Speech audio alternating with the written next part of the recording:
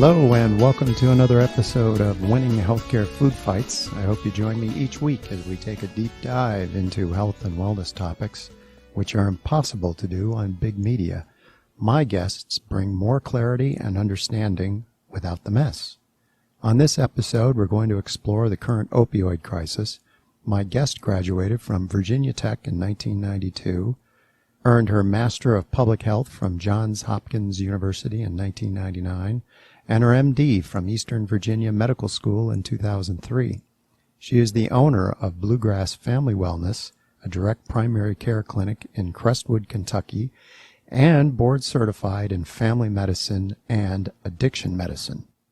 Welcome to the show and Happy New Year, Dr. Molly Rutherford. Thanks for having me. Happy New Year. Thank you. Well, I'm very honored and happy to have you joining me on the show. In fact, well before I started, I was hoping to have you on because of your DPC, direct primary care practice, and your addiction recovery practice. And that's quite unique and a powerful combination, in my opinion. So let me ask you, how and why did Bluegrass Family Wellness come to be? Well, it started in 2014, and actually we opened our doors in 2015, and it came about after, I guess, about almost 8 years in practice in the system. So working for a traditional primary care practice that billed insurance. And then during that time, I also became specialized in addiction medicine and really enjoyed that work. One of the things that I enjoyed about addiction medicine was that it was completely insurance free. At the time in Kentucky, substance abuse treatment or substance use disorder treatment was not something that was covered by any insurance plan. So that was very refreshing to me. And when I learned about direct primary care, I decided I was just going to open my own direct primary care practice. And then eventually, after trying to bill insurance for addiction, and it just didn't work out, now we have the purely direct pay addiction treatment as well. So it's all in the same place, and patients are treated exactly the same, whether they're coming in for recovery or if they're coming in for primary care. And many of them will come in for both. Many of them pay for both.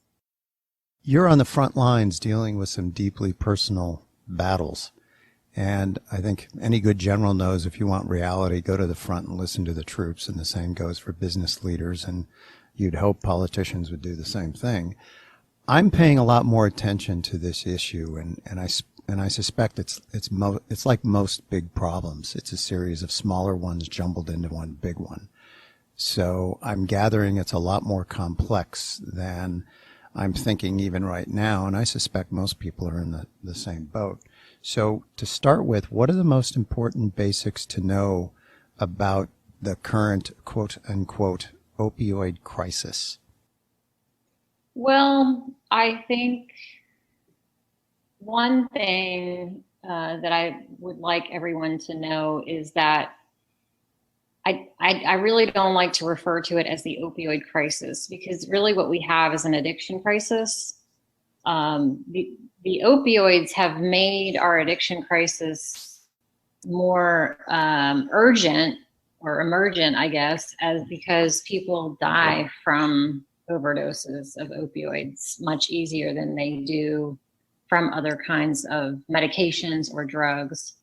But really what could happen, or what I'm already seeing, is that people get stable in their recovery from opioids, but they tend to use other substances, or they tend to still have addictive behaviors, whether it be gambling or addiction to the internet, addiction to social media. So I think that's one of the messages that I like to get across. And then the other is we continue to focus on pills. We continue to focus on the pain pills in all of this. And at this point, at least in Kentucky, and it seems to be moving west, it's really the heroin and fentanyl that are causing the overdose deaths at this point. So it frustrates me when I continue to read news articles about, Joey who got a prescription for hydrocodone when he had his wisdom teeth out and became addicted, because that is not the norm. That's not how most people became addicted to opioids. So in your practice, you're doing, it's addiction recovery, but it sounds like you're covering, or you're addressing more than just what people might think is pain pills or even illicit drugs, addiction to substance abuse. So are you doing more than that? Well, I prescribe, I basically prescribe medication to help people with opioid addiction. But along with that, I see people who struggle with other drugs. I also treat people who have alcoholism. And that's nothing new. We've always done that in primary care. So addiction is something that primary care physicians have always dealt with, whether it be nicotine or alcohol, food. I think sugar addiction and food addiction is absolutely to blame for our obesity epidemic. And so it's complicated, but the reason we use buprenorphine, for example, which is also called Suboxone, the brand name, it was Suboxone originally. Now there are several brand names for buprenorphine. We use that medication because it saves lives. So basically, if you take 100 people who are addicted to heroin, for example, and you treat half of them with buprenorphine maintenance therapy, and the other half you just put them through NA or 12-step program or rehab, the people on the medication are about half as likely to die from their disease. So that's the reason we use a medication in that case. Not to say that we don't use medications for other diseases. We do. We use, or for other substances or other types of addiction, because we do. With alcohol, for example, we've used Antabuse in the past. Naltrexone is another medication that works really well for alcohol addiction. And then we have varenicline, which is the brand name is Chantix for cigarettes, for nicotine addiction. So the use of medications to treat addiction is not necessarily a new thing. Buprenorphine is different because it's highly regulated. So you have to have a special license to be able to prescribe it. And then the first year that you prescribe it, you can only prescribe to 30 patients. And then you have to apply the following year to be able to increase the number of patients that a physician can treat. So has that changed? Where you used to be able to do getting that drug and then be able to prescribe it, and now they've clamped down on it, or has it always been that way? No, it's always been that way. It came out in the United States in 2000, and they passed some legislation called Data 2000, and it requires physicians and to get what's called an X number. So we have our DEA number, our regular DEA number that allows us to prescribe Percocet or fentanyl or Valium. And then we have our special DEA number that's an X number that allows us to prescribe buprenorphine or buprenorphine naloxone. So that has always been the case. They've amended, I think it might have been part of CARA. I can't remember. There have been so many opioid bills over the last few years, but with one of them, they passed, they now allow physician's assistants and nurse practitioners to become certified. They're just trying to increase the access to this medication because it's so life-saving. And then they also allowed for anyone who has an addiction specialty to go up to 275 patients, I believe, total. So they've increased the limit on the number of patients that we are permitted to treat. And it's all kind of ridiculous if you think about it, because if we can prescribe as much fentanyl as we want to, then there probably shouldn't be a limit on buprenorphine. But anyway, that's just where we are. And so basically, People come in, there are many paths to how they got started on opioids. Some of them started with a prescription for pain pills. That has happened. Usually that person was not naive to any drugs, like they had already experimented with alcohol, or they were already smokers, or, they already experimented with marijuana. And then there are people who come in who just used grandma's pain pills recreationally and then ended up becoming addicted. And then now I'm seeing mostly people who are coming in addicted to heroin, and they're not using pain pills anymore.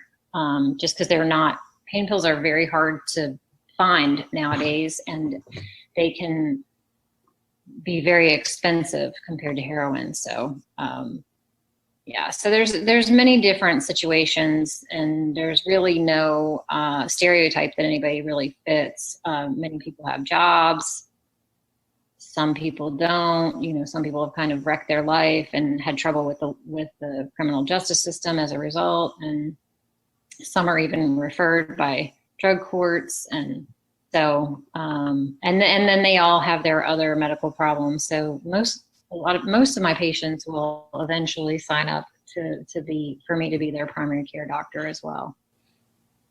You recommended I read Dreamland by Sam Quinones, which is a real eye-opener. And it's a great book. I've already told some friends about it. And I'm wondering, why did you recommend I read Dreamland in particular? I think it tells what transpired pretty well. I think it tells the story and includes all of the different players as to why we ended up with the crisis that we're in now. I think the one thing that he doesn't really touch on that another author does touch on in a different book, his name is Dave Chase, and he wrote a book about the opioid epidemic. I'm blanking on the name of it. But the one thing that Sam doesn't really touch on is the dysfunction of the healthcare system. So he talks about the pharmaceutical industry, and I think he mentions, it's been a while since I've read it, but I think he mentions when the government, the hospitals decided to call pain the fifth vital sign, and there was this big push for physicians to be more compassionate and treat pain. So that happened, and that all of that happened when I was coming through training, and we were not only told by pharmaceutical representatives, by the way, but it wasn't just OxyContin reps that were telling us that there was no need to fear opioids, that it was very rare that people would become addicted to them. But our teachers, our professors were telling us the same thing.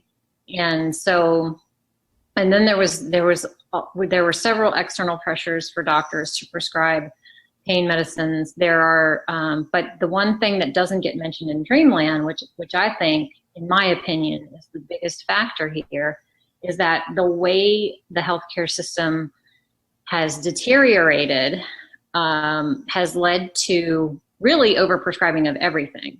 So the typical patient-doctor relationship that existed long ago no longer exists. The patient is in the room for, sometimes they wait in the room by themselves for a while, but the encounter itself between the physician and the patient is very short. And so there's not a lot of time to really tease out what is going on. There's no time to say, oh, hey, you look like you're about to develop diabetes. Your A1C is 5.8.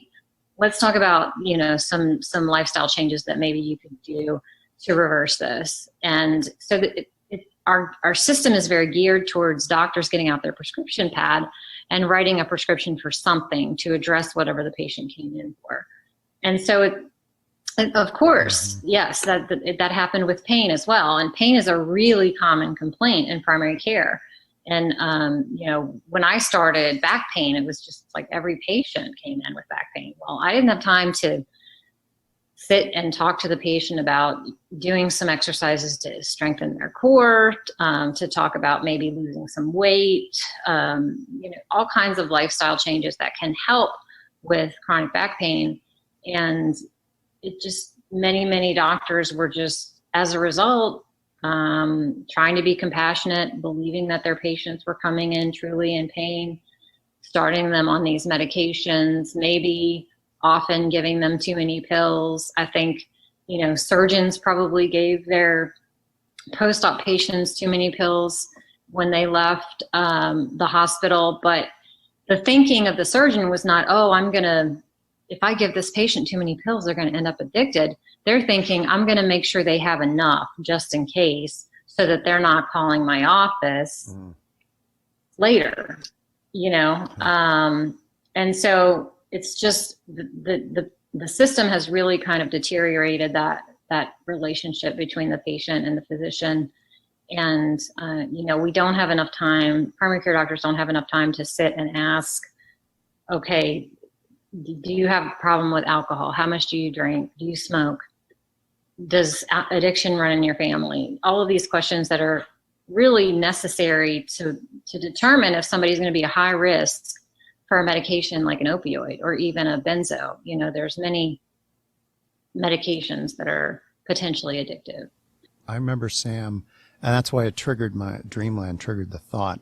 Sam wrote about initially doctors who were warned about patients with a history of drug abuse and prescribing opioids, and they were told to spend a lot of time to get to know their patients and their medical history along with family history.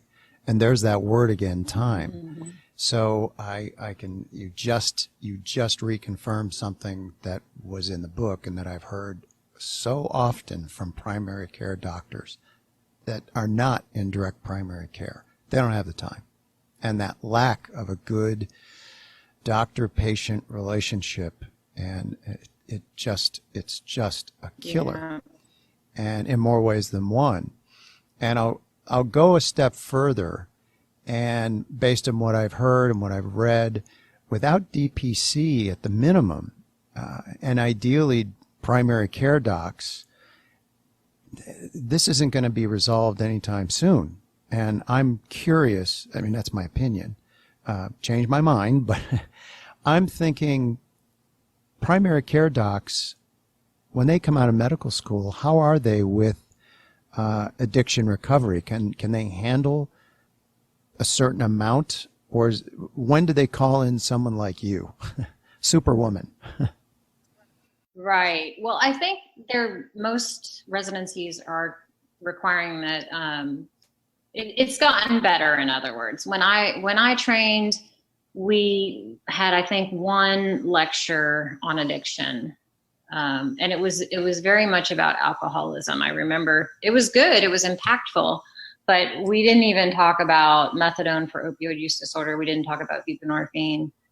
So the training was very minimal in medical school. And then when I got to residency and I was an intern, as an intern, we spend most of our time in the hospital. We do some clinic, but we do mostly hospital work. And we saw addiction all the time. We saw people coming in mainly with medical consequences of addiction. So coming in with pancreatitis, a flare of pancreatitis due to continuing to drink alcohol. I had a patient who had heart failure because she abused, or she was addicted to crack cocaine and was unable to quit. So I remember being frustrated as an intern, as a resident, just not really knowing how to help all of these patients who were clearly didn't want to, they didn't want to be sick. They didn't want to be coming back to the hospital every week with chronic pancreatitis. But, the feature of addiction is that people know that deep down, people know it's bad for them, but they can't stop using it. They can't stop. And it's especially hard with opioids because not only do you have that craving and that addiction already, but the physical withdrawal symptoms are severe. And so, even when somebody says, I've had it, I'm not going to live my life like this, they are sick for days, so sick, like the worst flu of your life. And, that's a really difficult thing to get through. And buprenorphine and methadone help with that because they are opioids. So they essentially get rid of the withdrawal symptoms. And then once people are maintained on them, then they don't have any cravings to use heroin or pain pills.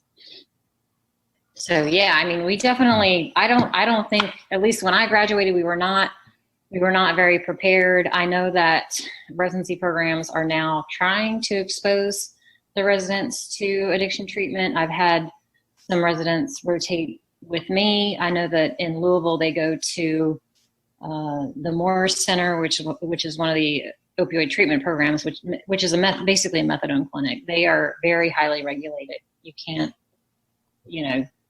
it's not like a primary care physician can just decide to treat addiction with methadone.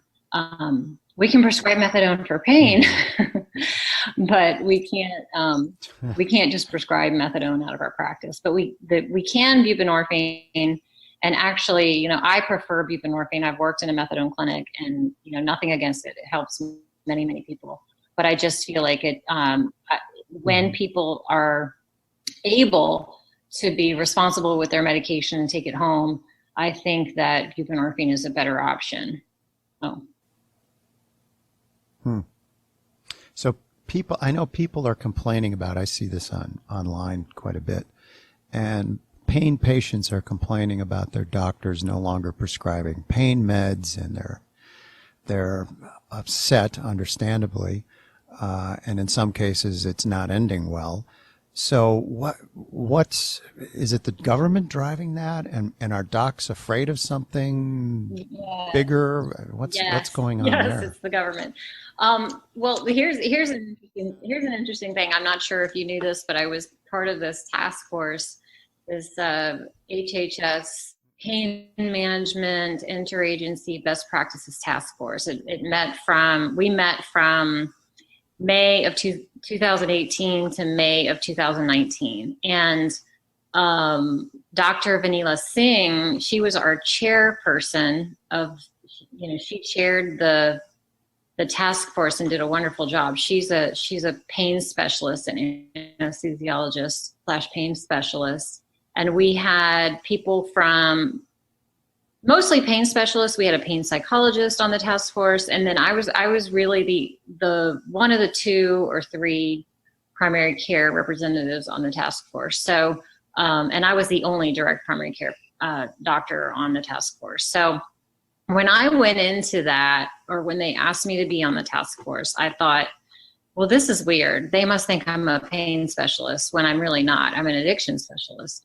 And just the more that I read about the charge of the task force, I thought, well, there must be some reason. I kind of pray about things, and I thought, well, there must be some reason that I'm being asked to do this. So I ended up going, and prior to that, I was very anti-prescription opioids. So I thought, I would say I was really biased against prescribing opioids for anybody with chronic pain, and then trying to avoid it as much as possible in acute pain. And then after I went to the first meeting, I really had kind of an awakening because of all of the chronic pain patients that came to DC to talk to the task force.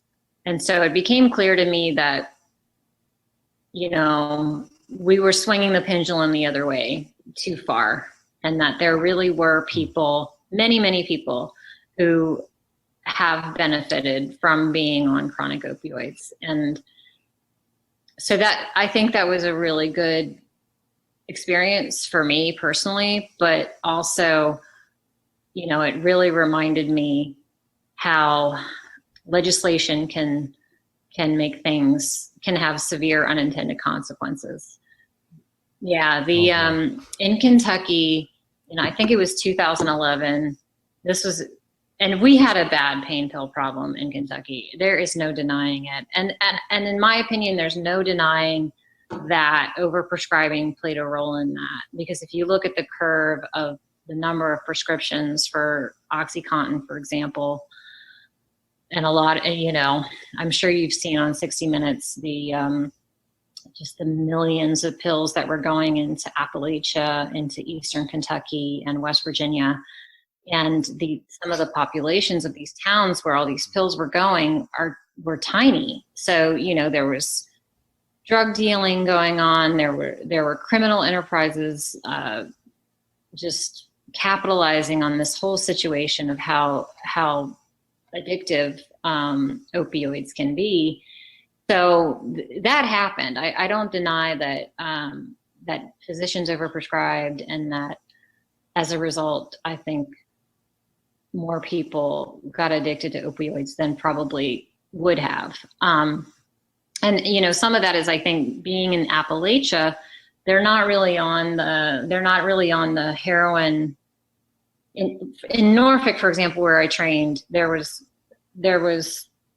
heroin, crack, all of the drugs that come in through the port or however they come up the eastern shore, the eastern seaboard, were all very readily available. But I think prior to pain pills, and Sam covered some of this in his book, that was it. As far as opioids went, pain pills were in Appalachia, Ohio, Kentucky, and then when all these states like Ohio and Kentucky passed these laws to limit prescribing and really kind of scared doctors basically from prescribing opioids, the pain pill pipeline and then also Florida was huge in all of this. The pain pills dried up. And I've had patients tell me this. I was using Opanas, and then all of a sudden you couldn't get Opanas, and then they reformulated the OxyContin, and you couldn't abuse it very readily. So I just, heroin becomes available. The same dealer that people got their OxyContin from or their Opana from now has heroin. And so if somebody's suffering with flu symptoms and having really strong cravings for the pain pills they were using, then they're going to use it. So that's kind of how heroin came in. Yeah. And so now that's most of what we have here.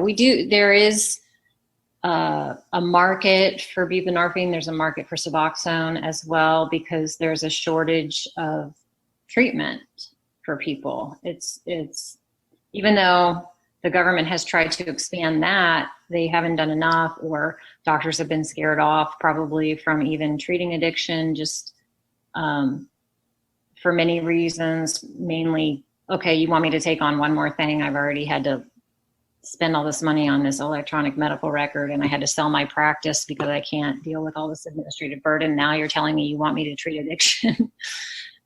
There's many reasons why I think there's still a shortage of treatment. And so, of course, it's going to be sold. Some people are just treating themselves on the street, basically. Most of the time they're doing it wrong, but buying buprenorphine pills and taking them because they don't want to use heroin anymore. So, that's a good thing. Are they lacking access to care? Is that it? Yeah. Yeah. Funny how that works. Mm-hmm.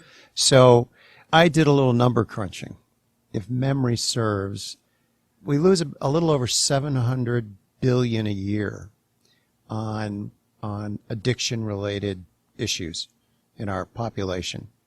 And when I did the math, actually using your direct primary care and addiction recovery prices, so I took an average of $225 a month. Mm-hmm. It worked out to about, and this is 21 million Americans. Right. That have at least one addiction, as I understand it. It worked out to about $57 billion. Mm-hmm. Now, that's a lot of money. I get that. But considering, what this costs, the real cost is so much more. Oh, for every dollar we spend on treating addiction, we save $12. We know, this is some health economist figured that out, but it makes sense because if you think about the criminal justice system and everything, all of the downstream consequences of addiction, it's very expensive. Yeah. I've lived outside the United States for about 15 years now. So how do we refer to that population? Is there a word that an updated word? Because when I was, 15 or so, or in my 20s, I mean, they were addicts. Mm-hmm. I mean, we had one lump word. They were addicts. But has that changed? I mean, what is it? Is it gotten a little more? I don't a little more empathetic. Right. Maybe Yeah. that's the right Yes. word. Yes, we're trying. The American Society of Addiction Medicine and several other organizations, federal and also just some nonprofits, are trying to spread the word that we want to change our language. And I think that's true for other diseases as well. Alcoholic is probably not a very kind way to refer to someone, or diabetic, Yeah. because it implies that they are their disease, right? So I mean, I will Right. say that many of my patients refer to themselves as addicts. They just do. But, and you know, Because it's right. cultural. But so we try to call that people, a person with a substance use disorder is probably the most compassionate Mm-hmm. way to say it, I guess. A person who uses Yeah. drugs. It's, I try to make people feel just like people when they come in. And because we all have something Sure. that we're dealing with, something that's a thorn in our side. Nobody's perfect. So, Yeah. and I explain to my patients who they experience their own shame around their addiction, is that, what they go through day to day trying not to use is not that different from someone who struggles with food addiction and, can't avoid eating donuts if they're in the room with donuts. It's the same part of the brain involved in all of that. But unfortunately, people who use illegal drugs get judged more harshly, even then they get judged more harshly than someone who smokes cigarettes or someone who uses alcohol, because those things are legal. And, Yeah. Here's a question that came up with a friend of mine. We were having a conversation, and I was relating to him a story about the culture of where I grew up. And it was on the North Shore of Chicago is the posh section of town, if you will. And so all of our parents were essentially high achievers. And there was a cultural influence, and I'm going back to the mid 70s, and our substance abuse, if you will, was beer and pot. But there was a cultural line that we didn't cross, and that was anything harder than that, and you were a druggie. Oh, no, no, no, no. And we kind of looked out for one another. In fact, a guy I knew, his name was Jeff Nielsen, who sadly passed away.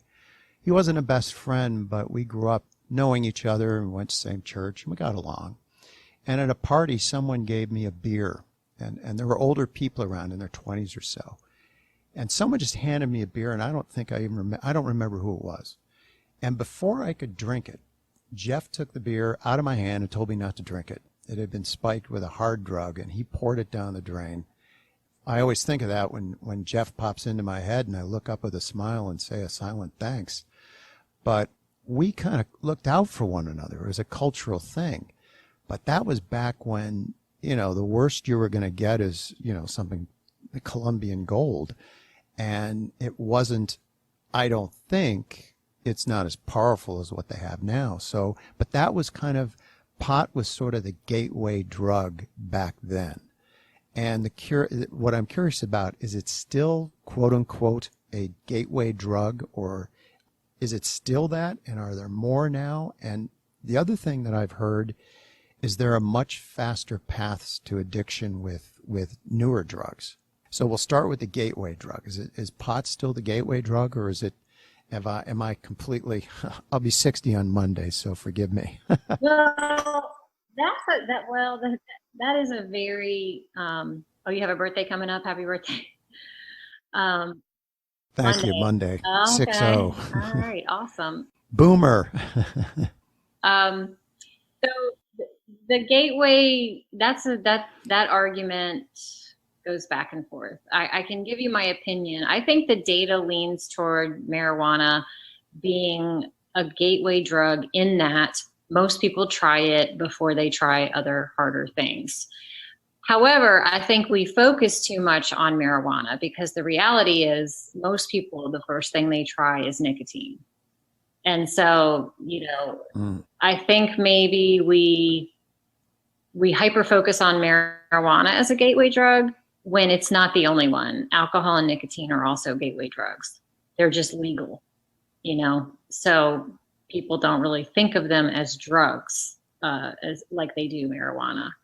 So I would say, yes, in my experience, just seeing patients and hearing their stories of how they started down their path to opioid addiction, they usually used marijuana first, So in my opinion, yes. Are there people who just go straight to pills? Probably, but I would say that that's unusual.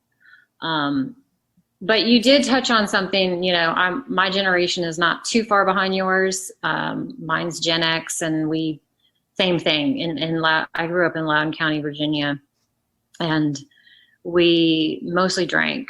Some people smoked marijuana occasionally, but yes, again, there was a certain group of people who did the harder drugs, and they were kind of not ostracized, but yeah, I think we probably referred to them as druggies. Yeah. So I relate to that. I think the difference between this generation that has struggled with the opioids is that they were exposed much more than we were. And, Percocet and hydrocodone were around when we were younger. So what happened in the 90s where all of a sudden so many more people were exposed to opioids? And what happened was we overprescribed in the healthcare field. And we did that. We've gone over this. We did that because that's what we were taught to do. And we did that because of fear of not treating someone adequately for their pain and getting sued for that. We did that because we didn't have enough time to spend with the patient to determine what really was going on. And a lot of doctors did it out of ignorance because we just didn't know. We didn't know that the person in front of us was actually addicted to this medicine and was going to, 5 other doctors and getting the medicine. So when the prescription monitoring programs came out, we didn't have one in Virginia when I moved out here to Kentucky. So I didn't have a way to check to see if one of my patients was going to other doctors to get pain pills. And when I moved to Kentucky, I thought it was the greatest thing ever because I would know, before the patient even came to see me, if they had been to 5 other doctors and gotten a prescription for hydrocodone. And so that was one of the easiest ways to diagnose addiction early on. And now it's not, though, because like I said, pills aren't really the problem anymore. What should parents be worried about in a nutshell?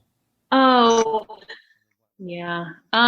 What should they be looking for? Well, now the vaping is an issue, and not because not legal, not vaping nicotine products that are legally sold and that are go through the process of whatever they go through before they're sold. It's the marijuana vaping. You don't know what's in that.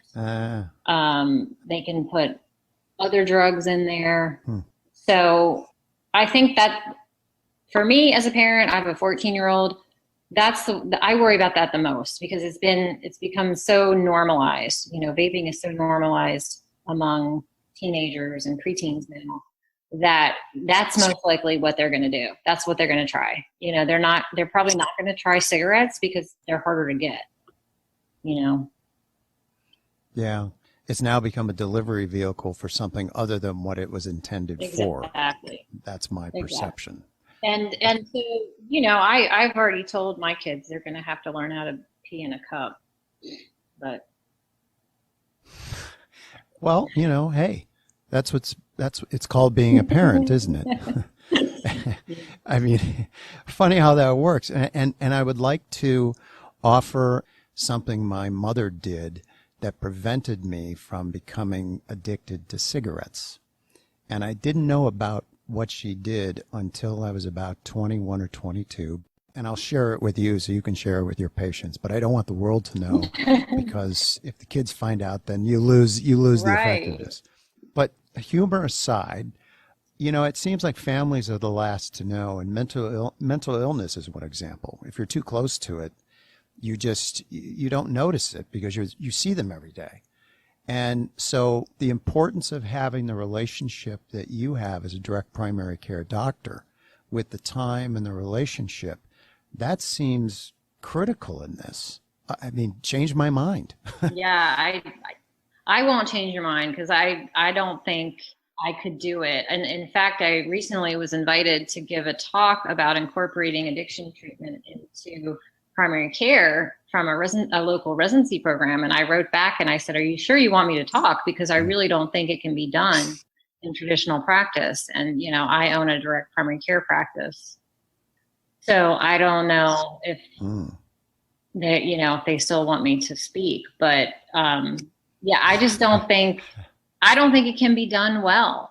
And maybe if you have the resources to bring in counselors but then the doctor's not doing anything but writing a prescription in that scenario. They're basically, that to me, that's not practicing medicine. I'm sorry, but I value the relationship. I hear you. I did want to touch on a couple of important things, and I'm not trying to assign blame here, but focus on solutions. So if you could, who would you sit down and have a conversation about solutions and then getting them done?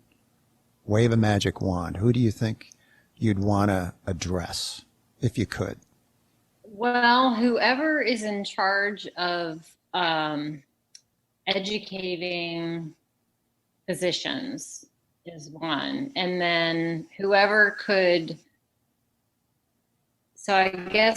runs the AAMC, that would be one person I would want to speak to. And then I do think getting the ear of the politicians, the president and the politicians, is extremely important, unfortunately, because I've learned the hard way that the decisions that they make have negative consequences. So, they've in Kentucky, for example, so many families coming in complaining, doctors are overprescribing. My child got addicted to pain pills because he kept prescribing these pills to him. And then very quickly, doctors became the bad guy in Kentucky. So then all of a sudden, Kentucky's passing laws squeezing opioid prescriptions, and then the drug dealers win because heroin comes in. So, and next thing you know, the overdose death is increasing. So whoever the most influential politician is, and it probably Mitch McConnell. It's probably my senator, actually. It's probably Senator. Well, I'm also thinking that your fellow DPC physician, Dr. Lee Gross of Epiphany Health in, let me see if I can, Northport, Florida. He was standing next to President Trump at the hospital pricing transparency executive order announcement. Small world, not a bad connection. Right. Maybe he should suggest to, the president to give Dr. Molly a call, as any good general would. I'm just saying. We'll copy him, CC on that, and but it could be worth an email. But you know what? He's just the type. Having been in business, he knows if you want to find out what's going on in the real world, go talk to your people. True. Go talk to the people that work with you. And he used to do that, like any good business person will. And it used to be called management by wandering around. And you learn so much. So what better person to talk to than someone like you who's actually dealing with not only patients in a good place where the solution really needs to be. And this is me pontificating a little bit and really encouraging the conversation where we need to go. it makes perfect sense that direct primary care is a no-brainer. And then that's a great platform to start with for healthcare, period. Right. And then for these patients, for the substance abuse and others, boy, this is a magic combination. It isn't perfect, I get that. Nothing is. But if you're going to give the best care you can, and for, frankly, not a lot of money, this is a no-brainer. Mm-hmm. I mean, I someone changed my mind. I don't think they're going to. But so what can listeners do? Is there a good place for them to learn which bills are worthy of support or to voice their opinion? Is there, and we'll put this in the show notes along with books and, other links, so it'll be there. I think they need to, what listeners can do is be as libertarian as possible and know that any bill that they want their representatives to support is likely going to get completely changed, first of all, through the process. And second, is going to have unintended consequences. So I'm politically I lean more libertarian. So I don't always think legislation is the solution. I think education is the solution. So if they want to get involved locally, trying to build a coalition. We have a coalition here in Oldham County called the Healthy Oldham County Coalition, and we have a drug-free communities grant. So there are many people in our community who are passionate about preventing addiction and preventing our kids from using substances. So that's how we have an impact. And I think that is a lot more successful than going and, lobbying for some piece of legislation, whether it be at the state level or at the federal level. Yeah. In my book, which I just got the final sign off from one of my mentors, he signed off on the mention I put in there. And one of the things that concerns me is privacy. And it's a recurring theme with me that we're losing that. And it's not a good thing. And I would suspect that your patients don't exactly want to see their names out on the internet either. No, absolutely. That would be a really bad thing, wouldn't it? I mean, especially for them. If they're making a valiant effort to try and overcome this, because it's brutal. It's got to be brutal. I can't imagine it. But what you do became public, with your patients. My goodness, I can't imagine what kind of impact that would have. And that's something, as I wrote the privacy section, I became more libertarian over a few months. Not that I was, way left or anything, but I've gotten to the point where, oh no, this is real simple. Get out of healthcare. Yes, get out of the way. If you're a politician, if you're really smart, and I'll send you the updated book. I have a section in there of my suggestion for politicians getting out of healthcare. But in any proposed plan, the first thing I look for is primary care and DPC. And as an addiction recovery expert, is there anything that you look for in proposed solutions for the addiction crisis? Because I've learned something, and thank you for that, and that is, it ain't just opioids. There's a whole plethora of things out there that people are addicted to. So are there any benchmarks? I mean, I stand by, I said this in front of the pain management task force, and people thought I was a unicorn because I am a direct primary care doctor and I don't deal with insurance. But I don't think we're going to solve this until we fix our healthcare system. I just don't. I think we're throwing money at it and we're putting a Band-Aid on it. And, maybe opioids will eventually go out of favor and phase and fizzle out, but there's going to be some other drug that comes in right behind it and replaces it, So until we just do a better job of allowing physicians to do what we are trained to do, which is to help people be healthy, this problem of addiction is not going to go away. And then communities need to take care of, our communities need to take care of each other too. Families and communities. Government is not going to solve any of this, in my opinion. And like I said, I'm very libertarian. I mean, I'll just tell you that I used to be very liberal, and I actually at one time thought we should have a single payer healthcare system. And that was many, many years ago before I went to med school. And so, sometimes just living and life experiences and reality changes one's mind. Oh yeah. Oh yeah. So for those living near Crestwood, Kentucky, you can learn more about Dr. Molly's care at bluegrassfamilywellness.com. And we're going to have more information on our website with links to the things that we've referenced here. And be sure to check out the show Snack Bar YouTube channel with clips from the shows. And you can head on over to winhff.com. That's winhff.com. And there are more resources there. Dr. Molly Rutherford, you really helped us understand a lot more about not just the opioid crisis, but addiction and the deeper issues there. And especially you've changed the narrative, I think, a little bit in my mind. And that is, it isn't just about opioids. It really is focused on addiction. Mm-hmm.